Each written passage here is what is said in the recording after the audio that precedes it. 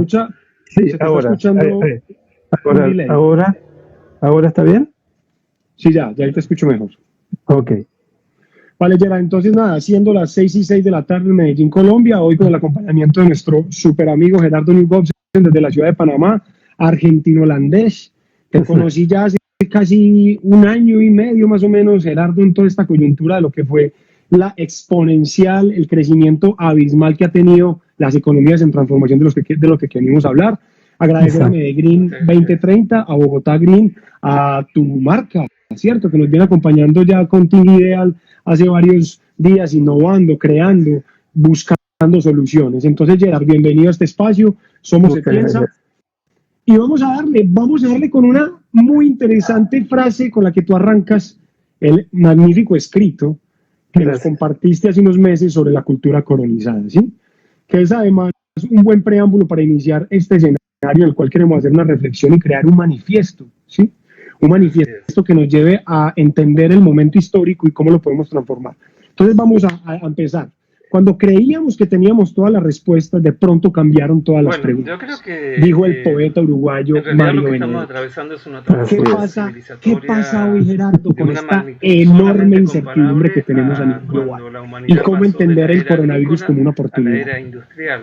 Bueno, yo creo que en realidad lo que estamos atravesando es una transformación civilizatoria de una magnitud solamente comparable a cuando la humanidad pasó de la era agrícola a la era industrial, hace más de 300 años ya.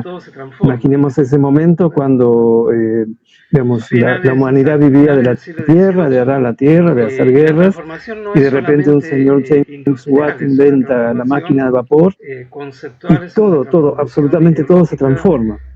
1769 más o menos estamos hablando.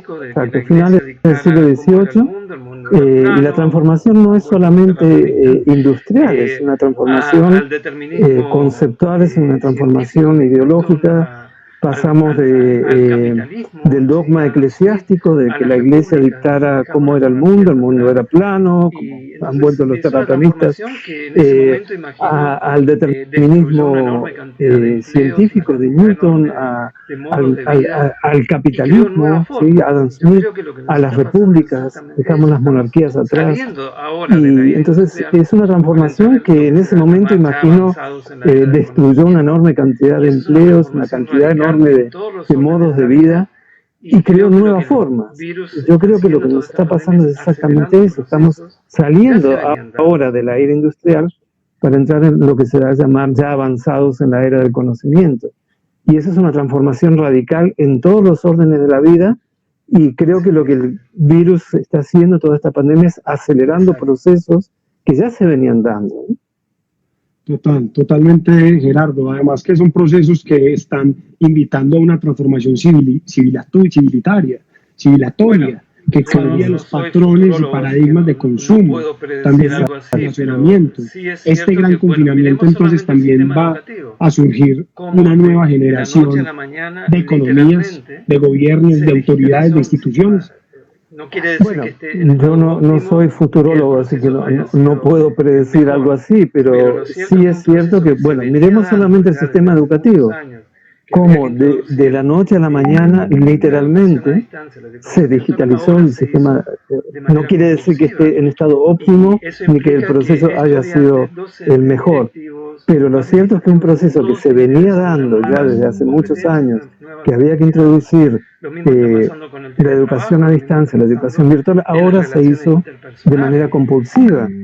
Y eso implica que estudiantes, docentes, directivos, administrativos, todos tienen que desarrollar nuevas competencias, nuevas habilidades. Lo mismo está pasando con el teletrabajo, lo mismo está pasando en las relaciones interpersonales, ¿no? ¿Cuáles van a ser las secuelas? ¿Cuánto de todo esto va a quedar realmente una vez se termine la pandemia? No sé, pero sí sé que se están produciendo transformaciones muy profundas bueno, que ya nos está cambiando el estilo de vida y la forma de entender tiempo, espacio, o sea, dos variables vitales para el ser humano, tiempo y espacio, están totalmente transformadas. Imaginemos que Williams es un señor que fue testigo de esa primera percepción, esa primera vez que vio ese cambio generacional del feudalismo a la era industrial y empezó a analizar esos cambios transaccionales de también cambios sociales y también de cambios comportamentales. Digamos que ese William puede ser una metáfora para una sociedad.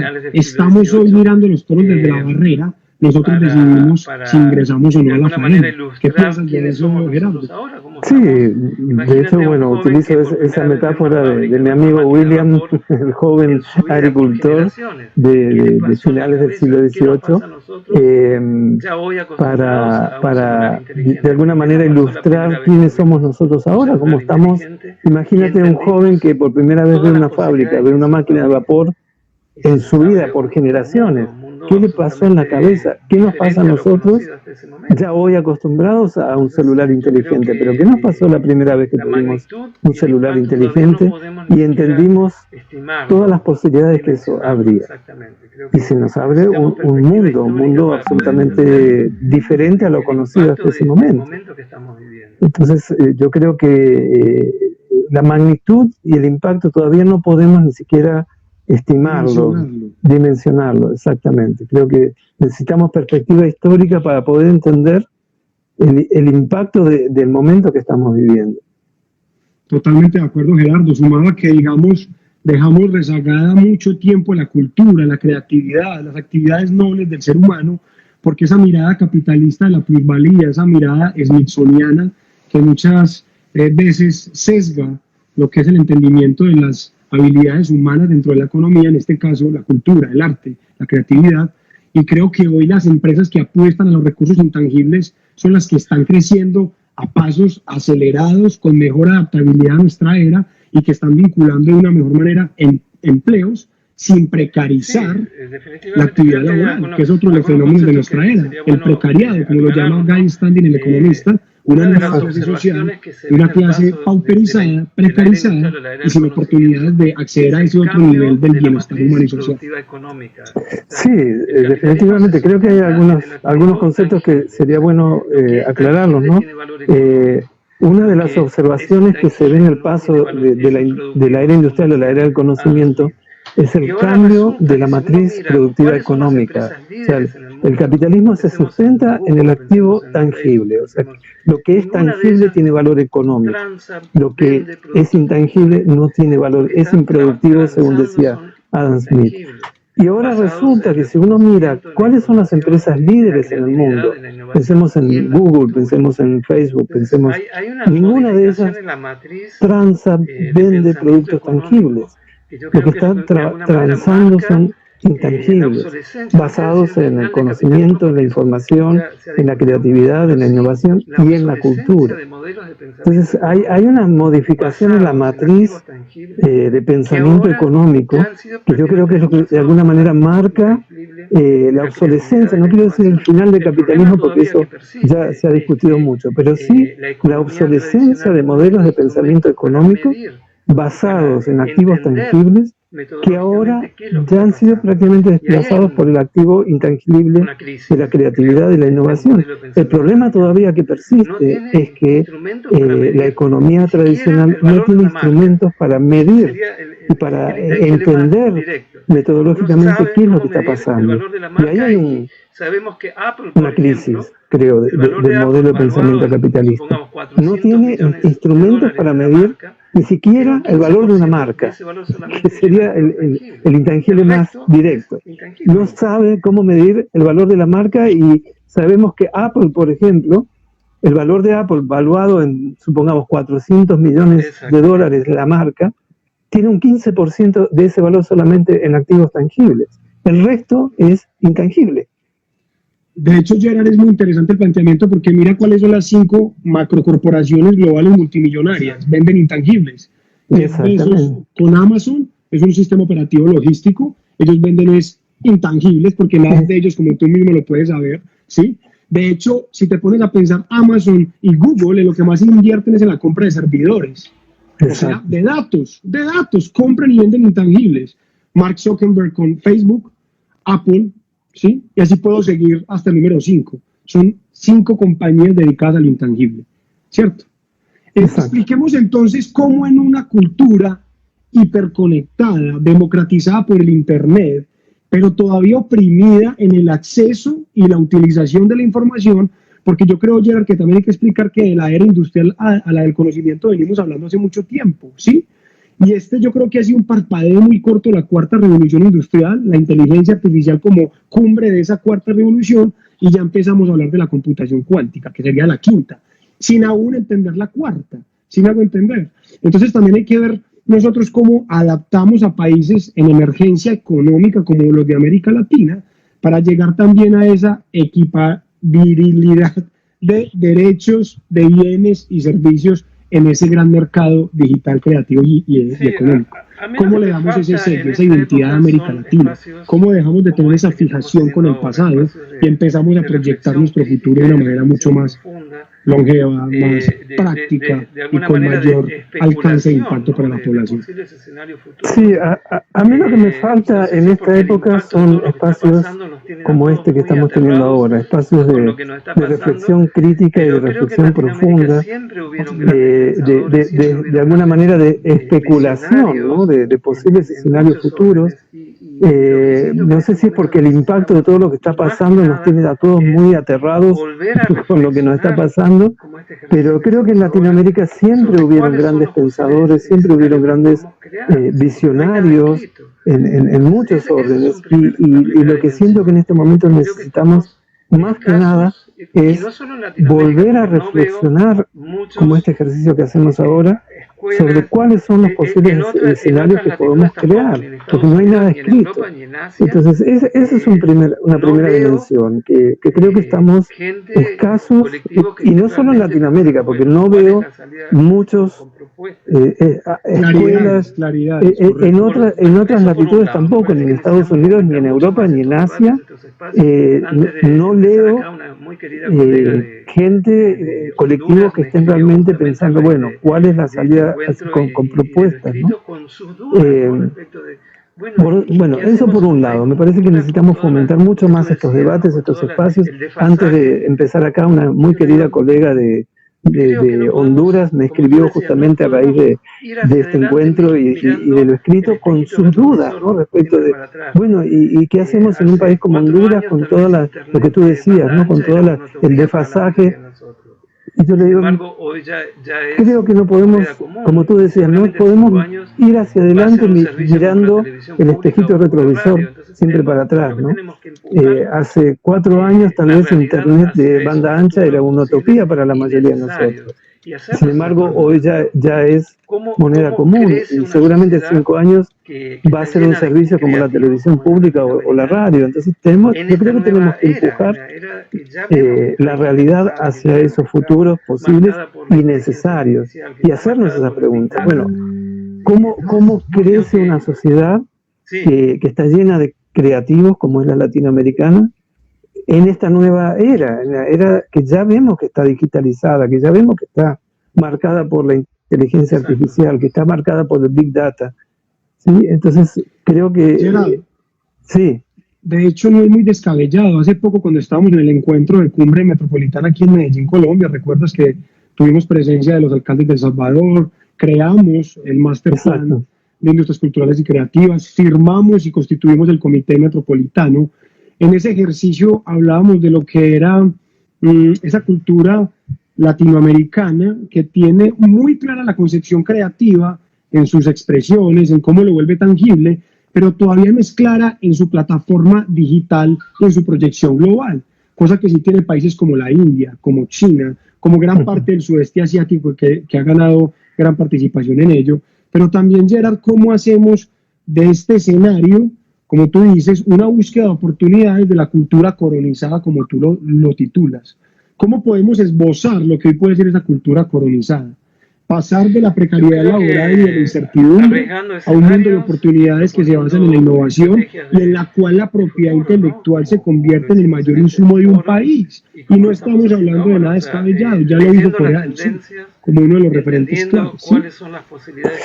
Yo creo que arriesgando escenarios y proponiendo estrategias de futuro, ¿no? Como lo hicimos en ese foro y como lo estamos haciendo ahora, o sea, leyendo las tendencias, entendiendo cuáles son las posibilidades que tenemos y aplicando la creatividad para imaginar escenarios innovadores. No le veo otra opción, o sea, o el tren de la historia nos va a pasar por arriba como ha pasado siempre y van a venir de afuera a imponernos modelos, o nosotros nos asumimos como creadores y como diseñadores de nuestro propio destino. Y decimos, bueno, a ver, una ciudad como Medellín, como la imaginamos en 10 años, con todo lo que ya tenemos hoy. Arreglemos escenarios, juntemos multidisciplinariamente actores de diversos ámbitos, de diversos escenarios y debatamos, pongamos sobre la mesa posibles escenarios. Eso es lo que yo creo que está faltando ahora. Estamos demasiado debatiendo, ¿cómo hacemos para que es necesario? ¿Cómo hacemos, por ejemplo, el sector de artistas que en estos momentos, con todos los aforos cerrados, cómo hace para sobrevivir? Es fundamental. Pero también tenemos que dar el pasito más allá de decir, ok, ¿y después qué? ¿Y cómo sigue? ¿Qué sigue después? Y lo escribimos nosotros, no lo va a escribir nadie más. O sea, Gerard, también hay algo que es claro, porque tú lo describes de una manera diplomática, pero acá también hay una guerra espiritual, una lucha contra una imposición de ciertas maneras de pensar que cada vez tienen que ir disminuyendo su imposición y la manera como nosotros hemos replicado una colcha de retazos de conceptos globales y hemos armado nuestra vida de esa manera.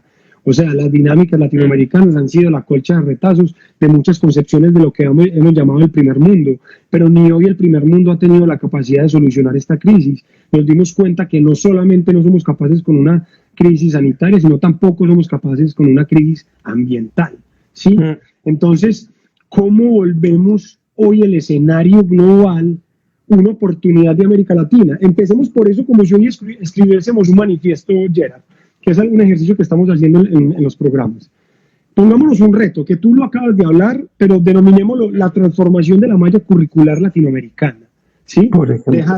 Dejar la obsesión con el pasado y empezar a proyectar los próximos 10 años de esos genios, de esos brillantes latinoamericanos que van a destacar el modelo económico y educativo.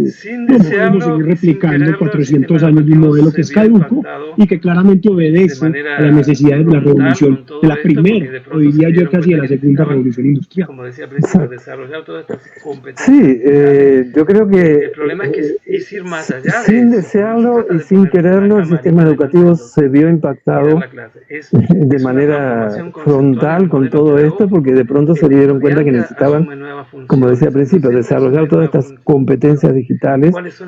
El problema es que es ir más allá de eso, porque no se trata de poner una camarita delante del docente y dar la clase. Es una transformación conceptual en el modelo pedagógico. El estudiante asume nuevas funciones, el docente asume nuevas funciones.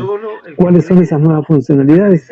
En ese campo específico, ¿cuáles son las competencias que tenemos que desarrollar para generar esa transformación que estás planteando? Y ahí de nuevo, creo que no debe ser solo el sector educativo, solo el que tiene que analizar y debatir esto. Tiene que sentarse con el sector económico, con el sector manufacturero, con el sector educativo, con el sector cultural y crear cada vez más esas sinergias intersectoriales para hacer planteos de transformación, de innovación. En ese mismo orden de ideas, Gerard piensa algo. Cuando estábamos en ese modelo que estamos cuestionando hoy, el modelo educativo, el colegio o la escuela es lo mismo que una fábrica. Los uniformes son como los uniformes de la fábrica, el timbre es como el timbre de la fábrica y el conocimiento no es conocimiento, es un reglamento impuesto por el que dirige la fábrica. Exacto. Quizá, Gerard, esta oportunidad en la cual la pandemia demostró que el espacio digital es el más apropiado para la circulación y puesta de valor de los actos creativos, del intangible, de generar un alcance mucho más amplio del campo cultural. ¿Cómo también podemos empezar a verlo como una oportunidad del conocimiento desde el yo? Porque nos convertimos en analfabetas emocionales. Quizá también por estar en fábricas educativas pensando, pero formados como unos caballitos de carga, sin tener la capacidad de ver hacia allá. ¿Será que esta oportunidad de estar el estudiante conectado con una pantalla, que quizás nuestra preocupación anterior era la deshumanización de la educación o de la economía o de las relaciones, terminarán humanizando más al individuo, encontrándose consigo mismo más, evitando las distracciones de esa fábrica impuesta? La pregunta es, no sé, lo que encontramos es mucha resistencia también, ¿no? O sea, yo escucho qué pasa con los colectivos docentes, por ejemplo. Los colectivos docentes están teniendo mucha resistencia a todo este cambio. Y la pregunta es, ya no tanto a nivel de estrategia, sino a nivel operativo, ¿cómo hacemos para que la gente, el individuo, el maestro, el dueño de una empresa entienda toda esta transformación y la asuma?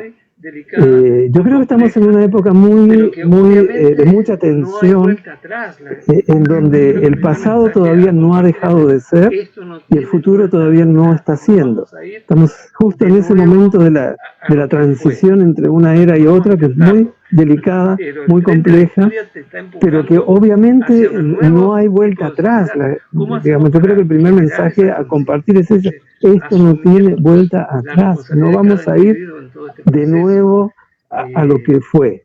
O sea, podemos intentarlo, pero el tren de la historia te está empujando hacia un nuevo tipo de sociedad.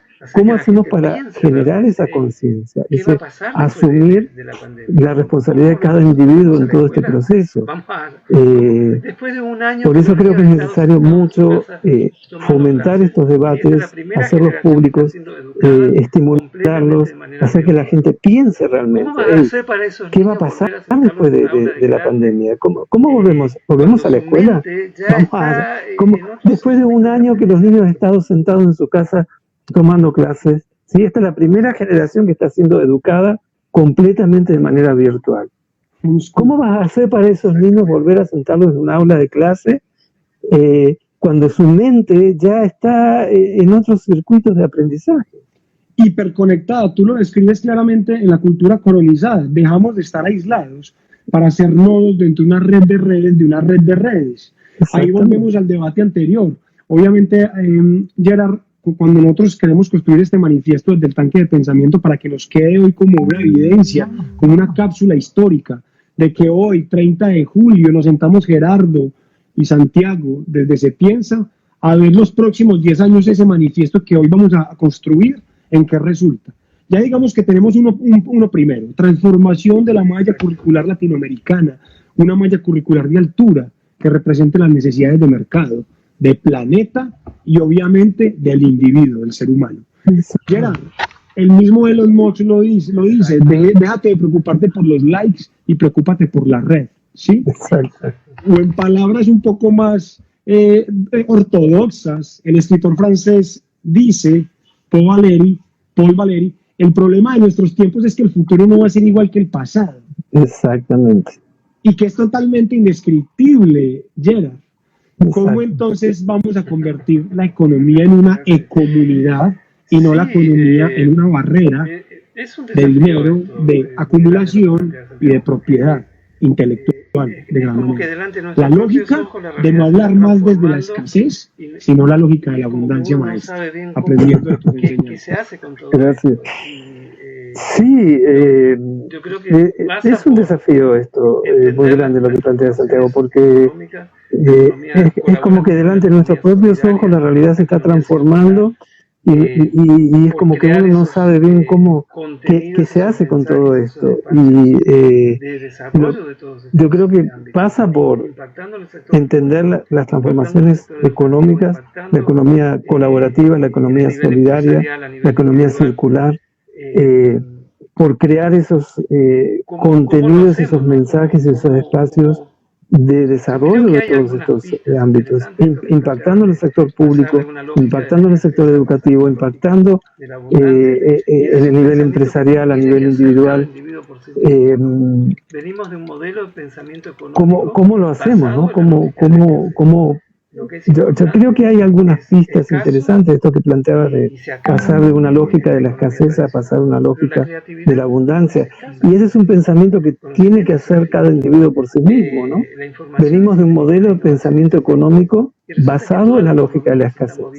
Lo que es importante es escaso y se acaba, ¿sí? En la economía tradicional. Pero la creatividad no es escasa, es infinita. El conocimiento es infinito. La información es infinita, la innovación es infinita. Y resulta que toda la economía se está moviendo en base a esos activos. ¿Cómo te impacta eso en tu vida cotidiana? Darte cuenta que tu principal activo en la vida, que es ser creativo, es el principal activo de la nueva economía. ¿Y cómo lo llevas? Que lleven a este tipo de desarrollo. No, ¿y cómo lo llevas eso a la práctica? Significa, de nuevo, desarrollar habilidades relacionadas con eso, desarrollar competencias, plantear debates y plantear la necesidad de nuevas estrategias que lleven a este tipo de desarrollos, ¿no? 100% de acuerdo, Gerardo. ¿Cómo podemos a la gente que apenas se va conectando saludar por aquí a Lica Zapata, a Juan David de Sabaneta, a Carias Echeverry, que te saluda a ti, a P. Molinar, que tiene un excelente proyecto, que después la vamos a invitar aquí a Patricia Molinar, y mira, nos habla de la bioética, que fue algo de lo que hablamos en nuestro anterior foro, Gerard, bioética y ciberantropología, lo que es el futuro del conocimiento. Saludemos por acá también a Coinca, un aliado de Piensa, Álvaro Santa Cruz en Pasto, Colombia, a Diana Hernández, a Shirley desde Bolivia, a Luis desde México, a Jorge Ocampo desde Granada, Antioquia. Bueno, un saludo especial para todos. Gerard, por aquí me estaban preguntando en WhatsApp, Gerard, ¿cómo podemos entregarle esa industria naranja, esa industria creativa de Coquito, para Dummies, para los que nos escuchan, porque lastimosamente la demagogia política, el hablar tanta cháchara del presidente Duque confundió mucho a los colombianos de lo que era la economía naranja, lo que es la industria naranja, y la gente se imagina que es simplemente un artista en la calle tocando violín, o que la economía creativa es pintar un cuadro, y sí, lo es también, pero también es un universo naranja gigantesco. ¿Qué claridad le podemos dar a estas personas, Jerry? Mira, yo creo que un primer tema importante con este tema de la economía naranja y la economía creativa, que ha permitido, ha creado un lenguaje en común entre ámbitos que hasta este momento nunca habían podido dialogar. Hablo de un chef de gastronomía peruana, un diseñador de videojuegos en Buenos Aires, un director de teatro en Bogotá. O sea, hasta este momento todos estos no tenían un lenguaje en común. Esto para mí es un primer hallazgo muy importante. Que de pronto nos damos cuenta que todo este sector basado en la creatividad, basado en la cultura, basado en la innovación, tiene diálogo común, tiene herramientas en común, y que si lo sumamos, las juntamos, resulta que se convierte en un sector que genera entre el 3 y el 11% del PIB mundial. Es decir, fíjate cómo de pronto todos estos elementos estaban aislados por un tema conceptual, porque ¿cómo vas a mezclar un chef peruano con un programador de videojuegos? ¿Qué tiene que ver? Sin embargo, tiene todo que ver, porque la esencia, el activo principal es la creatividad, es la innovación, es la búsqueda de lo nuevo, de lo diferente, es la recreación de lo existente. Entonces, eso ya convierte a este sector en un nuevo sector, con características muy diferentes a cualquier otro sector, en donde la creación de valor añade un elemento fundamental, que es el público. ¿Sí? Supongamos que yo soy un pintor, ¿sí? Un pintor más o menos reconocido, no importa. Y anoche terminé mi obra maestra para mí. Esa obra maestra en este momento no tiene valor más que para mí, ¿sí? No tiene valor de cambio, no tiene precio, nadie lo ha visto, nadie lo conoce. Pero solamente va a adquirir valor de cambio, va a adquirir valor estético, va a adquirir valor patrimonial cuando esa obra circule por la sociedad, el público, los especialistas la consideren, la valoren, entonces ahí se va a convertir realmente en un bien de cambio. Vamos a poder poner un precio. O sea, pensemos en García Márquez, nuestro querido Gabo. Cuando él terminó, puso el punto final a 100 años de soledad, como 60 años. Lo único que tenía era una pila de papeles sin ningún tipo de valor. De hecho, se lo rechazaron en España, si tú te acuerdas de la historia. Se lo mandaron de vuelta porque dijeron, esto es una porquería, no sirve para nada. ¿Sí? Recién después de que una editorial argentina lo vio, lo ponderó, lo publicó, ahora es la obra universal pero porque lo han leído millones y millones y millones de personas. Entonces la funcionalidad del público en la puesta, en la creación de valor, es esencial. Ese es un elemento importantísimo para entender cómo son los procesos de creación de valor, de emprender en campo de la cultura. No podemos pensar en que porque yo soy el mejor dibujante, el mejor programador, lo que hago ya tiene valor de cambio, tiene valor de mercado. No, tiene valor. Y es la diferencia con cualquier otra industria. Si yo produzco sillas, la silla tiene un valor de uso. Y ese valor de uso determina su valor de mercado. La silla podré usar mejores materiales, mejor diseño, con eso incremento su valor de cambio. Pero ¿cuál es el valor de uso de 100 años de soledad? No tiene valor de uso, digamos. Lo que tiene es un valor simbólico. Y toda la industria cultural, toda la industria naranja, toda la industria creativa, se mueve en base a valor simbólico. Y ese valor simbólico se construye de manera dinámica entre el hacedor, el emprendedor y el público. ¿Sí? Es una trilogía que no podemos disociar. Entonces, si yo quiero emprender en cultura, si yo quiero, no sé, desarrollar una editorial, una sala de teatro, tengo que entender que lo que estoy ofreciendo tiene valor simbólico por sobre todas las cosas. Que cuando yo compro un libro, no estoy pagando por 300 gramos de papel y 150 cc de tinta. Estoy pagando por el contenido intangible que tiene ese libro. Lo mismo cuando voy al cine, no estoy alquilando la butaca por 120 minutos. ¿Sí? Estoy participando de una experiencia, siendo parte de una experiencia que existe solamente en el momento en que está proyectada la película, ni antes ni después. Entonces, el factor de lo efímero, el factor de lo intangible, el factor de lo simbólico, es lo que genera valor en nuestro sector. Manejar esas variables, desde la lógica, digamos, capitalista, desde la lógica de la tangibilidad, es muy complejo porque entonces tenemos otra pregunta que hacernos. ¿Qué necesidades humanas satisface la cultura? Porque si hay un mercado de la música, si hay un mercado de la pintura, si hay un mercado del teatro, es porque hay una necesidad.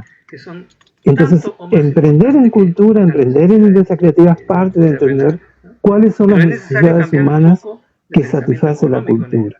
Y no son las necesidades que satisface el carro, ni la silla, ni la leche. Son de otro orden que son tanto o más importantes que las necesidades, digamos, terrenales, ¿no?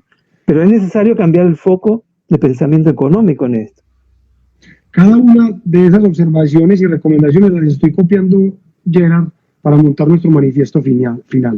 Veo sumamente clara la respuesta al recuadro que nos acaban de consultar. Primero, ¿dónde encajaban estas industrias?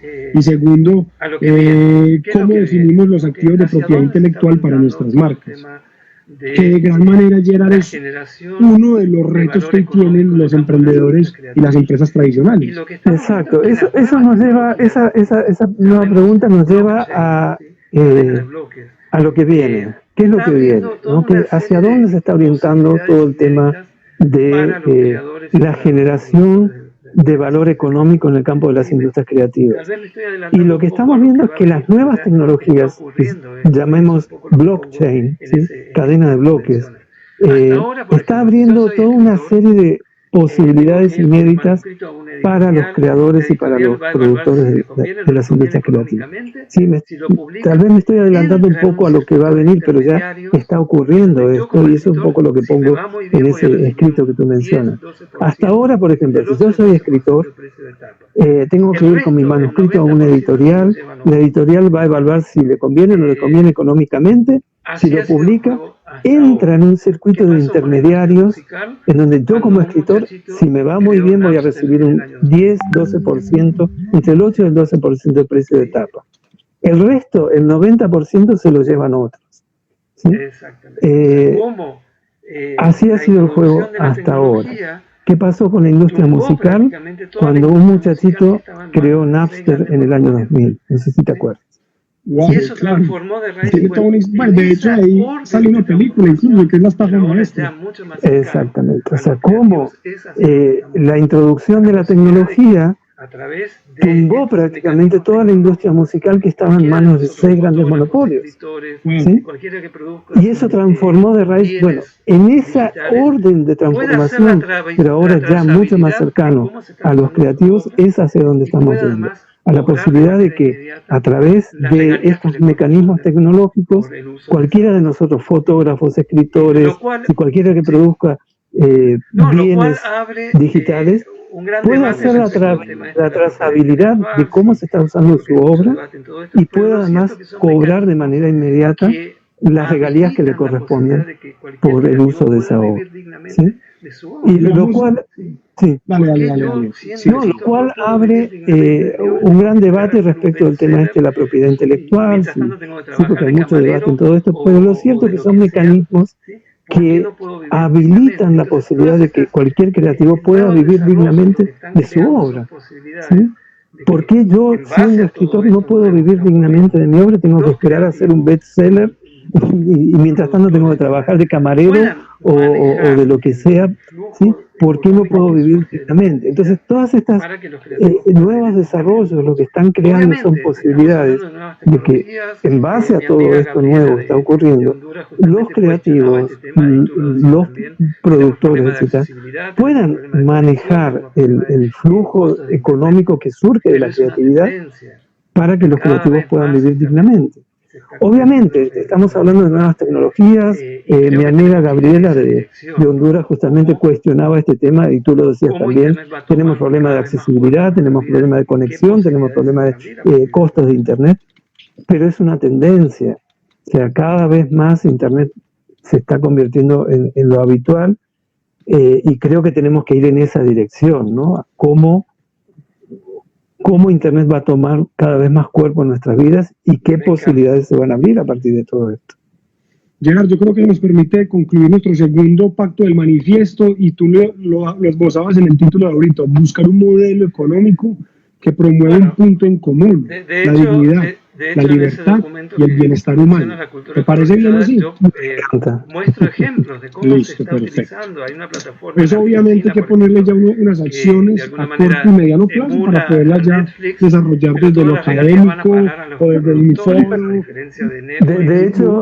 De hecho, en ese documento que te mencionas, la cultura colonizada, yo muestro ejemplos de cómo se está utilizando. Hay una plataforma en Argentina, por ejemplo, que de alguna manera emula a Netflix, pero todas las regalías van a parar a los productores, a diferencia de Netflix o Spotify, que reciben migajas de sus obras. Entonces hay una preocupación real en todo esto de que el productor pueda seguir produciendo. Si el creativo no tiene recursos para producir, no puede seguir creando. Es muy fácil, ¿sí? Y la figura del artista hambriento, ¿sí? de la bohemia parisina, del altruismo cultural. Del altruismo cultural ya no puede ser. O sea, es un trabajo, es un aporte a la vida, tenemos que poder ser remunerados por lo que vale nuestro trabajo. ¿Sí? Totalmente, Gerard. Yo creo que es bueno empezar también a mencionar cuáles van a ser nuestras nuevas elecciones de consumo. Y de ahí también le podemos invitar a la audiencia. Ustedes saben que el formato de Se Piensa de los envíos cambia cada 30 programas. A partir del programa anterior, que fue el 30 con Pachito, empezamos a construir manifiestos transformadores. En esta oportunidad con Gerardo estamos construyendo el manifiesto número 2, la transformación de las economías emergentes. En ese manifiesto ya hemos construido una primer demanda, un primer megaproyecto a detonar, que es la transformación de toda la malla curricular de América Latina y el Caribe para que sea una malla curricular de formación de calidad y bajo las necesidades del siglo XXI. El segundo reto pactado fue buscar un modelo económico que promueva un punto en común, que termina siendo la dignidad, la libertad y el bienestar humano. Y el tercer punto lo vamos a construir con todos ustedes acá. Me van a escribir en una lluvia de ideas lo que ustedes consideran relevante para la transformación económica de América Latina en los próximos 5 y 10 años. Ya hablamos de la transformación curricular, Ya hablamos de un modelo económico mucho más humano y menos basado en la acumulación de capitales. Y uno tercero, que vamos a empezar a tirar en ideas mientras Gerardo nos va hablando de lo que es esos nuevos paradigmas de la elección de consumo. ¿Sí? ¿Cuáles son las habilidades Dale, que necesitamos desarrollar para poder manejar? Sí, estaba pensando, no sé si estaba en esa línea, estaba pensando en otro tema muy importante, que creo que tiene que ver con cuáles son los requisitos para esta transformación, que tiene que ver cuáles son las competencias, cuáles son las habilidades que necesitamos desarrollar para poder maner esta complejidad. Y yo lo que veo es que hay mucho, no sé si temor o desconocimiento respecto de qué significa desarrollar, por ejemplo, un emprendimiento completamente basado en el mundo digital. ¿Sí? Y parte de dejar de pensar en el emprendimiento como el local a la calle que tenía puesto en el barrio o en el centro de la ciudad y esperar a que entre el público. Internet te abre la puerta al universo, literalmente. Yo no tengo límites geográficos, puedo no tener límites idiomáticos porque todo se puede traducir. Entonces, una característica de los activos intangibles es eso. Que yo podemos descargar simultáneamente ahora un video, un programa, una aplicación para hacer impresión 3D, todo lo que estamos en este momento, y usarla simultáneamente. O sea, el uso simultáneo te abre unas posibilidades infinitas también.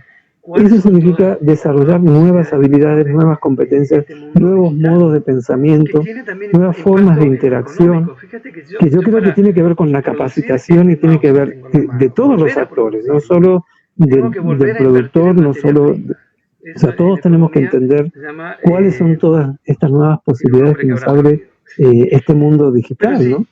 Que tiene también impacto económico. Fíjate que yo para producir este mouse que tengo en la mano, volver a producirlo, tengo que volver a invertir en materia prima. Eso en economía se llama... tiene un nombre que ahora me olvido. Pero si... No, el volver a producir. Yo produzco este mouse.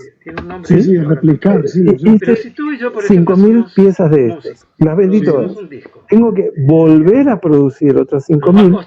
Tengo que invertir dinero en la compra de materia prima para producirlo, ¿verdad? Tengo que comprar plástico, tengo que comprar metal, tengo que comprar, etc. Tiene un nombre eso que ahora me olvido. Pero si tú y yo, por ejemplo, somos músicos, producimos un disco, Santiago, nos va a costar la producción de ese disco inicial, el ingeniero de sonido, etc. Pero cada vez que vendamos una nueva copia de ese disco, no tenemos más costos. ¿Sí? El costo marginal se llama eso. ¿Sí? El costo marginal. Entonces, cada nueva pieza que yo voy a producir contigo de nuestro disco tiene costo marginal prácticamente cero. ¿Cómo impacta eso en mi esquema financiero? ¿Sí? Entonces, me abre a un montón de posibilidades que tengo que entender cómo funciona esta economía basada en intangibles, que tiene que ver con las habilidades, las competencias, el desarrollo de nuevos modelos de negocios, ¿sí? Nuevos ecosistemas productivos que tenemos que crear, no se van a crear solos. ¿Sí? Así como ese muchacho creó Netscape y derrumbó la industria de la música, creó un nuevo ecosistema productivo. ¿sí? Que también, pues, que también reduce esa competitividad revanchista porque proliferan nuevas iniciativas de mercado que había producido un sin que video sea única. Exacto. Y se crean nuevas opciones. Fíjate la cantidad de producciones colectivas que están habiendo en Internet ahora, porque la gente está... Pero esta persona logró combinar... La misma persona, hace poco veía un video de la misma persona que había producido un video tocando 7 instrumentos diferentes y creando una obra maravillosa.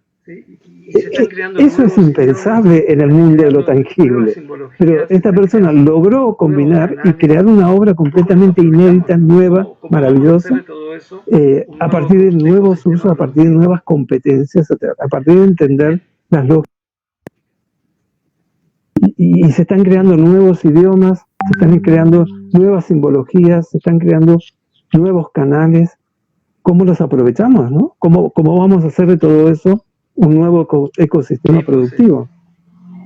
Totalmente de acuerdo. Es como esas enseñanzas que también nos arroja la economía creativa, y es la llegada del blockchain y el Internet de las cosas como elementos cruciales para la transformación y la puesta en marcha de estas iniciativas que antes eran imposibles y hoy ya las vemos más materiales. Exactamente.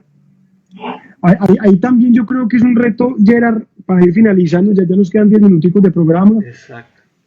Llegar a ese punto 3, aquí me estaban escribiendo en WhatsApp varias personas que les da pena escribir, no sé por qué, me decían que uno de los pactos de ese manifiesto, escuchándote, tiene que ser que la tecnología termine convirtiéndose en una herramienta para acercar el conocimiento. Exacto. No para restringirlo como hoy ocurre en los países autocráticos, en la China, en Rusia, en fin. Creo que es el momento también de poner la tecnología, vamos a escribirlo aquí, ¿sí?, como vehículo hacia el conocimiento y la potenciación del ser humano. ¿Listo?